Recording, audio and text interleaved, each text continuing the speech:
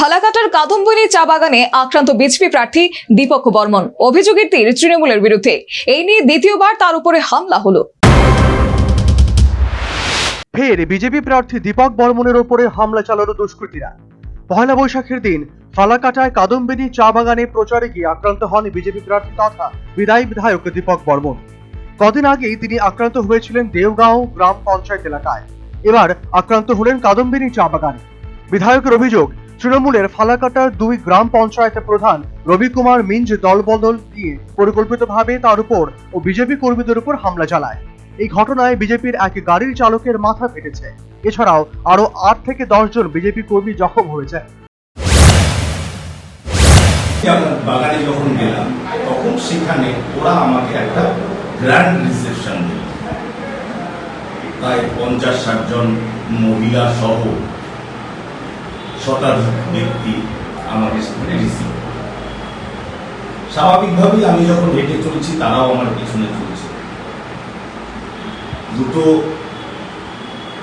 Booth করার পরে তৃতীয় বুথে যখন ঢুকছি সেই সময় রাস্তার মাঝখানে বাইক রেখে আমাকে বাধা দিল সেখানকার প্রধান রবি কুমার মিঞ্জ। ওখানে গাড়ি এসেছে, আমার গাড়ি ছিল, পিছনে আরো দুটো গাড়ি ছিল।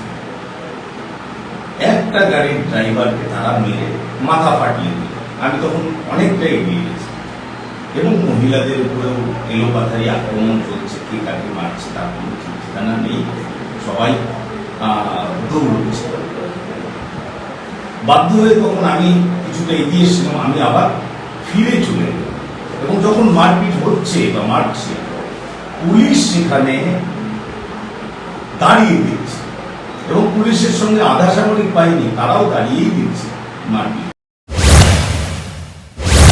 ঘটনার পর থেকে এলাকায় ব্যাপক উত্তেজনা ছড়িয়ে পড়ে। তবে এই ঘটনায় পাল্টা তৃণমূলের এক কর্মীর পা ভেঙেছে বলে জানা গেছে। তৃণমূলের পাল্টা দাবি, বিজেপির গাড়ির চাকায় তৃণমূলের এক কর্মীর পা ভেঙেছে। সেই কর্মী এখন ফালাকাটা সুপার স্পেশালিটি হাসপাতালে চিকিৎসাধীন। এভাবে ওই কর্মীর পায়ের ওপর দিয়ে গাড়ি যাওয়ায় এলাকার বাসিন্দারাই প্রতিরোধ করেন। ফালাকাটা 2 গ্রাম পঞ্চায়েত প্রধান রবি কুমার মিঞ্জ ঝামেলা মেটাতে সেখানে যান। বিজেপির দাবি, তাদের কর্মসূচিকে প্রথম থেকে আটকানোর জন্য বাগানের হাসপাতাল মোড়ের রাস্তায় কিছু বাইক দাঁড় করিয়ে রাখা হয়। এই ঘটনায় এলাকায় তুমুল উত্তেজনা ছড়িয়ে পড়ে। ফালাকাটা থানার কয়েকজন পুলিশ ও কেন্দ্রীয় বাহিনীর সামনেই চলে মারামারি। National bureau report, news vanguard.